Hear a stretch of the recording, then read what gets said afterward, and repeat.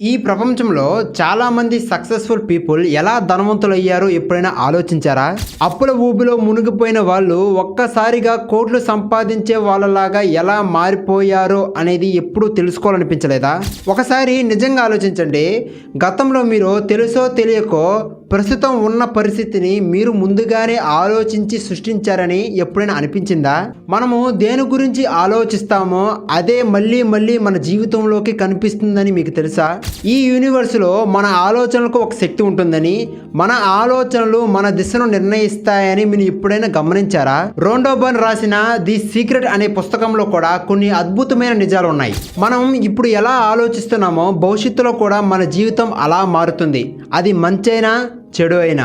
ఇదే విషయాన్ని చాలా స్పష్టంగా వివరించే సిద్ధాంతం ఉంది. అదే ది లా ఆఫ్ అట్రాక్షన్, అంటే ఆకర్షణ సిద్ధాంతం.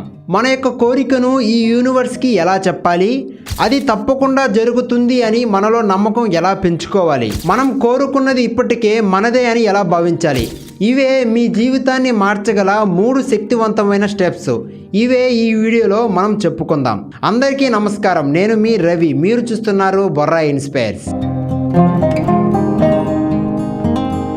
ముందుగా, what is law of attraction? మీ ఆలోచనలు ఏది స్పష్టంగా ఉంటే ఆ ఆలోచన తగ్గట్టుగా ఫలితాలు రావడమే ఆకర్షణ సిద్ధాంతం. ఇది ఎలా పనిచేస్తుందంటే, ఎప్పుడైతే నీ ఆలోచనల ప్రవాహం కొనసాగుతుందో అప్పుడే ఆకర్షణ సిద్ధాంతం కూడా పనిచేస్తూనే ఉంటుంది. అర్థం కాలేదా? సరే, మీరు గతం గురించి ఆలోచించినా, ప్రస్తుతం జరుగుతున్న విషయాల గురించి ఆలోచించినా, లేదా భవిష్యత్తు గురించి ఆలోచించినా ఆకర్షణ సిద్ధాంతం ఎప్పుడూ పనిచేస్తూనే ఉంటుంది. దీనికి స్టాప్ లేదా స్టార్ట్ అనే బటన్లు లేవు. మీరు ఎలాంటి పరిస్థితిలో ఉన్నా, అంటే ఒకరితో మాట్లాడినా, వారి మాటలు మీరు వింటూ ఉన్నా, పేపర్ చదివినా, టీవీ చూసినా, డ్రైవ్ చేసినా, ఇప్పుడు మీరు చూస్తున్న ఈ వీడియో అయినా మీ మైండ్లో ఏదో ఒక ఆలోచన రన్ అవుతూనే ఉంటుంది. మనకు ఏ ఆలోచన లేని సమయం అంటే దాదాపు నిద్రపోయే సమయం. కానీ నిద్రపోయే సమయం ముందు మనం దేని గురించి ఆలోచిస్తున్నాము అనే దాని మీద కూడా ఆకర్షణ సిద్ధాంతం పనిచేస్తూ ఉంటుంది. అందుకే మీ ఆలోచనలు ఏవైనా సరే వాటిని నిజం చేసే దిశగా మార్చడమే ఆకర్షణ సిద్ధాంతం. ఇప్పుడు ఈ ఆకర్షణ సిద్ధాంతాన్ని 3 నెంబర్స్గా అర్థం చేసుకోవచ్చు. అందులో నెంబర్ 1 క్లారిఫై. మనకు ఎలాంటి కోరిక ఉంది అనేది మనం స్పష్టంగా గమనించాలి. ఆ తర్వాత ఆ కోరికను ఈ యూనివర్స్ను అడగాలి. ఎందుకంటే మనకు ఏమి కావాలి అనేది మన జీవితానికి తెలియకపోతే మనం ఎటు వెళ్ళాలి, ఏ దిశలో వెళ్ళాలి అనేది తెలియదు. ఉదాహరణగా, మీకు ఒక సంతోషకరమైన జీవితం కావాలి అంటే ముందుగా మీరు దానిని గుర్తించాలి. ఆ తర్వాతే దానికోసం చిన్న చిన్న స్టెప్స్ను ప్లాన్ చేయాలి. అవసరమైతే పేపర్పై రాయాలి. ఇవన్నీ ముఖ్యమైన నియమంగా చేయాలి, పాజిటివ్గా, స్పష్టంగా.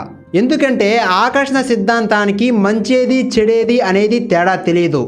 మీరు ఏ ఆలోచనలు ఎక్కువగా పెంచుకుంటున్నారో అదే మీ జీవితంలో మళ్ళీ మళ్ళీ కనిపిస్తుంది. మీకు అర్థమయ్యేలాగా ఒక ఉదాహరణ చూద్దాం. మీకు అప్పు ఎక్కువగా ఉందని బాధపడుతూ నిరంతరం దాని గురించి ఎక్కువగా ఆలోచిస్తుంటే ఆ ఆలోచనలు మీ సమస్యపై మరింత దృష్టి పెడతాయి. నాకు ఇంత అప్పు ఉంది, నేను చాలా కష్టాల్లో ఉన్నాను అని మళ్ళీ మళ్ళీ చెప్పుకుంటే నీ మైండ్ కూడా ఆ ఆలోచనను మరింత బలంగా అనుభవించేటట్లు చేస్తుంది. కానీ మీకు ఏదైనా అవసరం ఉంటే దాని గురించి మాత్రమే స్పష్టంగా, ధైర్యంగా ఈ యూనివర్స్ని అడగండి. మీకు ఏమి కావాలో క్లారిటీగా తెలుసుకోండి. ప్రతి ఆలోచనను స్పష్టంగా గుర్తించండి. ప్రతిరోజు ఉదయం నిద్రలేవగానే ఈ రోజు మంచి జరుగుతుంది అని అనుకుంటే మన మనసులో పాజిటివ్ దిశ ప్రారంభమవుతుంది.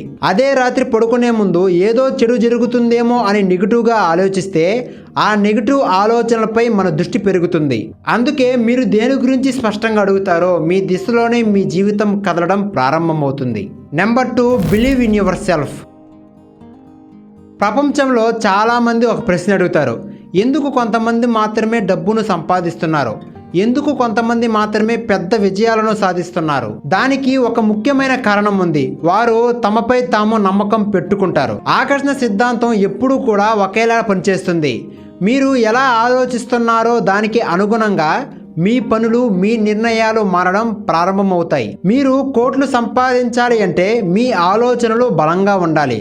మీ లక్ష్యాలను పేపర్ మీద రాసుకోవాలి. దానిని రోజూ చూస్తూ దానికోసం పనిచేయాలి. ఇలా నిరంతరం ఆలోచిస్తే ఆ డబ్బును సంపాదించడానికి కావలసిన ఐడియాలు, అవసరమైన స్కిల్స్, సరైన మైండ్ సెట్ మీలోనే అభివృద్ధి చెందడం ప్రారంభమవుతుంది. మనం దేని గురించి స్పష్టంగా ఆలోచించి నిరంతరం దానికోసం పని చేస్తామో అదే మన జీవితంలో నిజం కావడం ప్రారంభమవుతుంది. మీకు బైకు కావాలనిపించినా, కారు తీసుకోవాలనిపించినా, మంచి జాబ్ సంపాదించాలనిపించినా, లేక బిజినెస్ని సక్సెస్ చేయాలనిపించినా ఆ కోరిక కోసం మీరు పని చేయడం మొదలు పెడతారు. కోరిక ఏదైనా సరే దానిని మనం బలంగా కోరుకోవాలి. దానికి ఒక స్పష్టమైన అర్థం ఉండాలి. దానిని మనం సాధించగలం అనే నమ్మకం కూడా ఉండాలి. కేవలం కోరికలు ఉంటే సరిపోదు. ఆ కోరికల కోసం చర్యలు తీసుకోవాలి, పరుగులు పెట్టాలి, నిరంతరం ప్రయత్నించాలి. అప్పుడే నమ్మకం, చర్య ఈ రెండూ కలిసి మీ విజయానికి దారి చూపిస్తాయి. Number 3, accept. మీ కోరిక తీరకముందే కోరిక తీరినట్టుగా భావించి కృతజ్ఞత చెప్పడం అంటే జరగబోయే విషయాన్ని జరిగినట్టుగా నమ్మడం అన్నమాట. మీరు ఒక పరీక్ష కోసం ప్రిపేర్ అవుతున్నారు అనుకుందాం. ఆ పరీక్ష కోసం మీరు ఒక సిలబస్ని చదవాలి, నేర్చుకోవాలి. ఆ సమయంలో మీరు ఒక సిలబస్ చదువుతుండగా ముందుగా ఒక లైన్ చదివి ఇది నాకు అర్థమైంది, దీని గురించి నాకు బాగా తెలుసు అని అనుకుంటే ఆ సిలబస్పై మీరు ఎక్కువ శ్రద్ధని చూపుతారు. ఎందుకంటే మీ బ్రెయిన్కి పాజిటివ్ సిగ్నల్స్ వెళ్ళాయి. అందువల్ల మీరు మరింత ఏకాగ్రతగా చదువుతారు. అదేవిధంగా ముందుగా మీరు చేయబోయే పనిని మీ మనసులో సక్సెస్ అయినట్టుగా అనుకుంటే మీ ప్రయత్నాలు బలంగా మారుతాయి. ఉదాహరణగా మీరు ఒక ఇంటర్వ్యూకి వెళ్తున్నారు.